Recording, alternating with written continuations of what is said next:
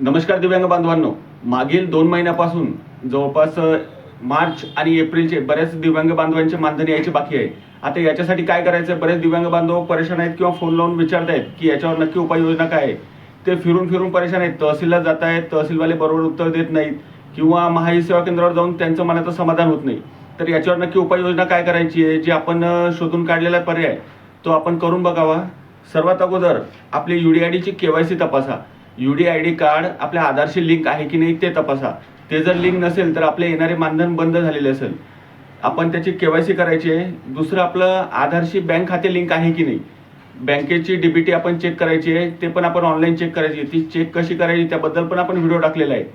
ते एक चेक करा आपल्या बँकेची DBT. त्याच्यानंतर एक आता नवीन दाखला आलेला आहे, बेनिफिशियरी सत्यापन म्हणून, म्हणजेच की हयातीचा दाखला. आपण मराठीत त्याला हयातीचा दाखला म्हणतो. ते सुद्धा आपण काढून घ्यायचं आहे. तो कुठून काढायचा आहे, तर एक बेनिफिशियरी सत्यापन ॲप म्हणून येते. आपण आपल्या मोबाईलमध्ये इन्स्टॉल करून आपण स्वतःचा हयाती दाखला स्वतःही काढू शकतो. जर आपल्याला स्वतःला जमत नसला तर आपल्या जवळच्या महाई सेवा केंद्रात किंवा CSC सेंटरमध्ये जाऊन आपण तो हयाती दाखला काढू शकतो. तो हयाती दाखला आपल्याला तहसीलमध्ये जमा करायची आवश्यकता नाही, फक्त ऑनलाईन काढून घ्या. आपली KYC ऑटोमॅटिक पूर्ण होते. त्याच्यानंतर आपलं दिव्यांग प्रमाणपत्र तपासा. दिव्यांग प्रमाणपत्राला आधार कार्ड लिंक आहे की नाही आहे, आणि हो, ते परमनंट असलं तरच आपले मानधन चालू राहणार आहे. जर परमनंट नसले तर आपले मानधन बंद होणार आहे.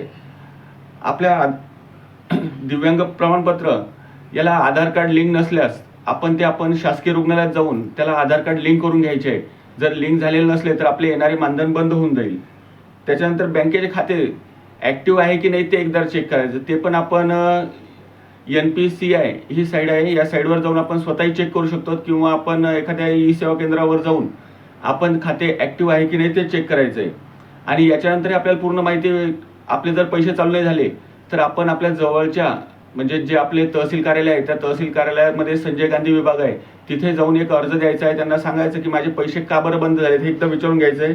आणि त्यांनी जर आपल्याला पूर्ण उत्तर दिले नाही तर आपल्या जिल्ह्याच्या ठिकाणी एक समाज कल्याण कार्यालय असते, तिथे जाऊन आपली तक्रार आपण नोंद करायची आहे. याच्यानंतर आपल्या सर्व दिव्यांग बांधवांचे आपण मानधन चालू करण्यासाठी पूर्ण प्रयत्न करणार आहोत. तरी सर्वांनी हा आपल्या दिव्यांग बांधवांपर्यंत हा व्हिडिओ नक्की शेअर करावा. धन्यवाद दिव्यांग बांधवांनो.